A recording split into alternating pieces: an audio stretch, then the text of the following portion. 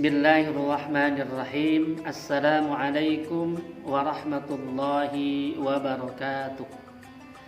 Alhamdulillahilladzi syahru ramadhan alladzi unzila fihi al-Qur'an hudan lin-nasi wa bayyinatin minal huda wal furqan. Asyhadu an la ilaha illallah wahdahu la syarika lah wa asyhadu anna Muhammadan abduhu wa rasuluh. Allahumma salli wa sallim ala rasulil karim wa ala alihi wa sahbihi ajma'in. Amma ba'd. Alhamdulillah, segala puji milik Allah Subhanahu wa taala. Salawat dan salam semoga tetap tercurahkan kepada Nabi kita Muhammad sallallahu alaihi wa alihi wasallam.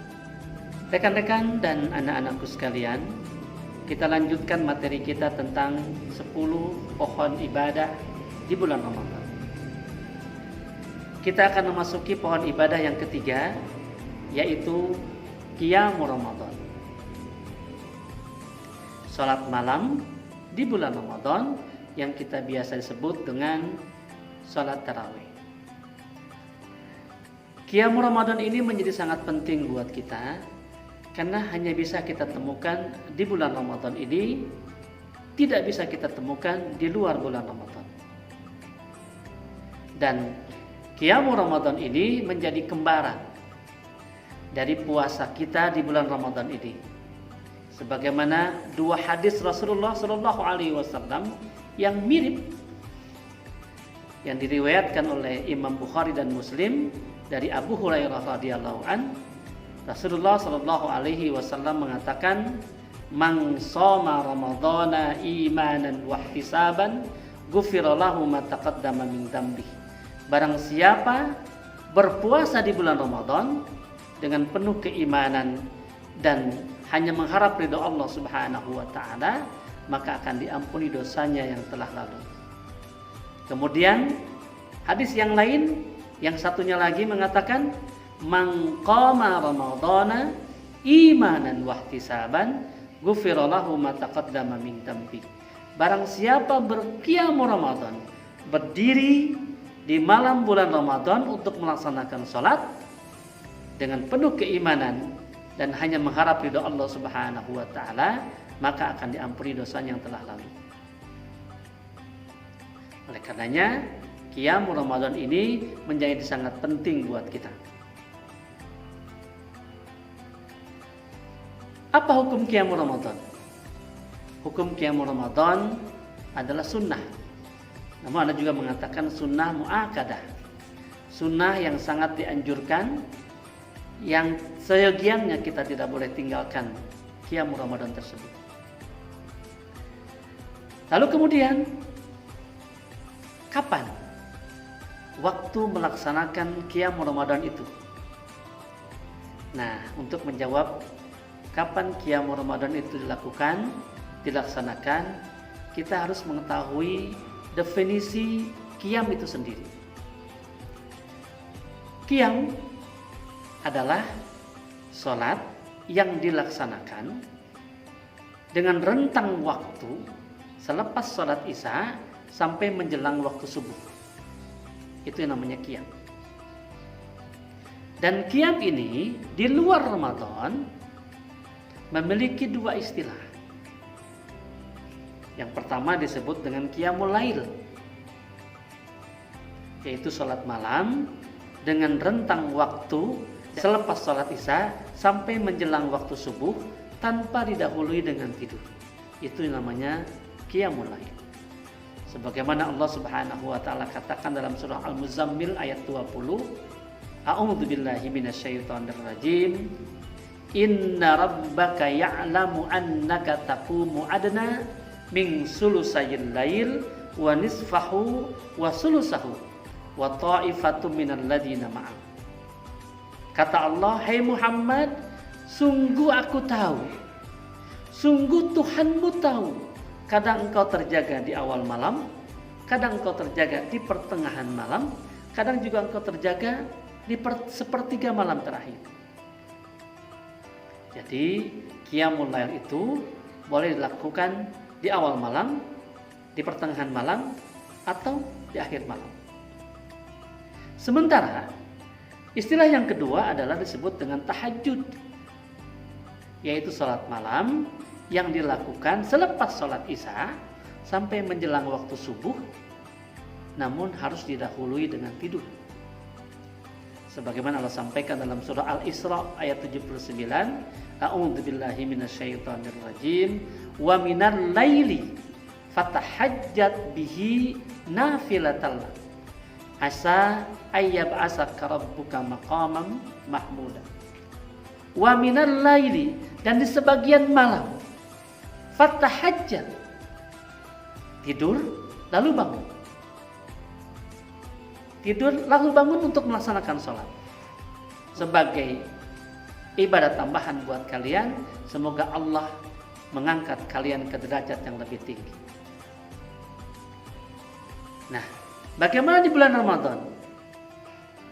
Rasulullah Shallallahu Alaihi Wasallam menyederhanakan kedua istilah itu menjadi Qiyamul Ramadan. Kenapa? Itu untuk memudahkan kita melaksanakannya. Itulah kecerdasan Rasulullah Shallallahu Alaihi Wasallam, sangat memahami umatnya di masa yang akan datang. Karena tidak semua orang memiliki keluasan waktu, memiliki keluasan kesempatan. Bagi mereka yang memiliki keluasan waktu dan kesempatan, silakan Qiyamul Ramadan itu lakukan selepas sholat Isya, tanpa harus istirahat dulu, langsung dilaksanakan. Namun ada kalanya orang karena capek, karena lelah, seharian beraktivitas, sampai rumah jam 8 malam, boleh tidur dulu, boleh istirahat dulu, lalu malamnya bangun melaksanakan Qiyamul Ramadan. Nah, rekan-rekan, anak-anakku sekalian, terjawab sudah? Kapan Qiyamul Ramadan itu dilaksanakan?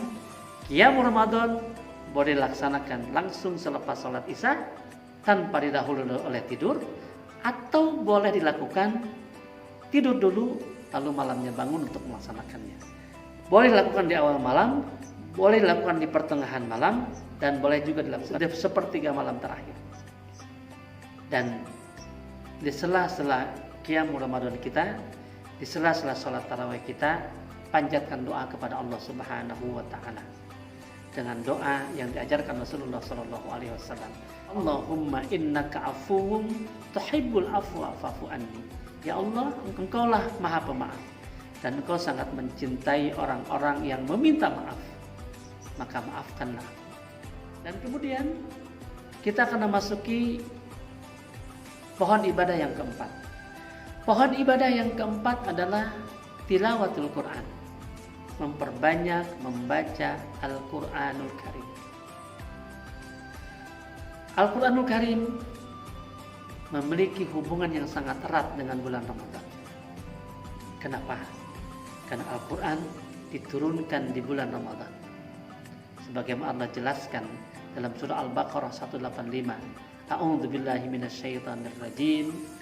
Syahrul Ramadan alladzi unzila fihi al-Quran hudan lin-nasi wa bayyinatin minal huda wal furqan. Bulan Ramadan, bulan di mana diturunkannya Al-Quranul Karim sebagai petunjuk bagi seluruh manusia dan pembeda antara yang hak dan yang batil. Dan Rasulullah Shallallahu Alaihi Wasallam itu sangat sering, sangat banyak membaca Al-Quranul Karim di bulan Ramadan ini dibandingkan dengan bulan-bulan yang lain. Imam Az-Zuhri rahimahullah pernah juga mengatakan bahwa amalan yang paling utama di bulan Ramadan setelah puasa Ramadan adalah membaca Al-Quranul Karim. Oleh karenanya banyak para sahabat dan salafus soleh mengkhususkan waktunya untuk memperbanyak membaca Al-Quranul Karim.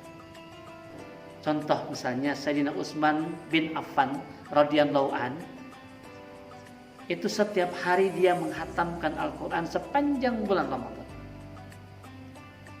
Ibnu Qatadah radhiyallahu anhuma setiap 10 hari sekali menghatamkan Al-Quran. Bahkan Imam Syafi'i rahimahullah 60 kali menghatamkan Al-Quran selama bulan Ramadan. Bagaimana dengan kita? Apakah kita memiliki targetan sepanjang bulan Ramadan? Berapa kali hatam kita membaca Al-Quranul Karim di bulan Ramadan itu? Seyogiannya kita juga harus memiliki targetan berapa kali kita hatam Al-Quran sepanjang bulan Ramadan itu. Sebagaimana para sahabat, sebagaimana salafus saleh tadi. Begitu banyak keutamaan yang dapat kita dapatkan ketika kita membaca Al-Quranul Karim. Dan di antara keutamaan itu, satu misalnya, sebagaimana Rasulullah SAW sampaikan dalam sebuah hadisnya yang sangat populer, yang disampaikan oleh Ibnu Mas'ud radhiyallahu anhu, Rasulullah mengatakan, barang siapa membaca satu huruf dalam Al-Quranul Karim, maka akan diberikan satu kebaikan. Dan satu kebaikan itu akan dilipat gandakan menjadi 10 kali kebaikan. Tidaklah alif, lam, mim itu satu huruf, melainkan alif satu huruf, lam satu huruf, dan mim satu huruf. Jadi ketika kita membaca alif, lam, mim, kita telah membaca 3 huruf. Berarti kita telah mendapatkan 30 kali kebaikan. Bayangkan, 3 huruf saja kita sudah mendapatkan 30 kebaikan. Bagaimana kalau satu ayat? Bagaimana kalau satu halaman? Bagaimana kalau satu juz? Dan lain sebagainya. Dan tidak hanya itu, Al-Quranul Karim akan memberikan sakinah kepada yang membacanya. Sebagaimana Allah janjikan dalam surah Al-Isra ayat 82, wa nunazzilu minal Qur'an ma huwa sifah wa rahmatul lil mu'minin. Aku turunkan Al-Quran kepada kalian sebagai obat, sebagai penyejuk hati, sebagai penenang hati, dan rahmat bagi orang-orang yang beriman. Bahkan tidak hanya itu, Al-Quranul Karim akan datang di hari kiamat. Al-Quranul Karim akan mencari orang-orang yang membacanya. Al-Quranul Karim akan memberikan syafaat, akan memberikan pertolongan kepada siapa orang yang senantiasa membacanya di dunia ini. Luar biasa. Itulah beberapa keutamaan yang kita membaca Al-Quranul Karim. Oleh karenanya, kita juga harus membaca Al-Quranul Karim di bulan Ramadan ini. Dan ternyata juga, rekan-rekan dan anak sekalian, membaca Al-Quranul Karim adalah menjadi kewajiban kita terhadap Al-Quranul Karim. 1 dari 7 kewajiban kita terhadap Al-Quranul Karim adalah membacanya. Yang kedua, menghafalnya. Yang ketiga, mentadaburinya, memberikan penghayatan terhadap ayat-ayat yang kita baca, memahaminya, apa maksud dan tujuan Allah menurunkan ayat-ayat itu. Kelima, mengamalkannya. Yang keenam, mengajarkannya kepada orang lain. Dan yang ketujuh, kita harus menjaga dan membela kehormatannya. Nah, rekan-rekan dan anak-anak sekalian, itulah 2 poin ibadah yang dapat saya sampaikan pada kesempatan ini. Mudah-mudahan kita berdoa pada Allah Subhanahu wa Ta'ala, Allah senantiasa membimbing kita, menjaga kita agar dapat memaksimalkan ibadah-ibadah di bulan Ramadan ini, agar nanti ketika kita berjumpa dengan Allah Subhanahu wa Ta'ala, kita membawa pahala yang sebanyak-banyaknya. Demikian, hasbunallahu wa ni'mal wakil, ni'mal maula wa ni'man nasir. Assalamualaikum warahmatullahi wabarakatuh.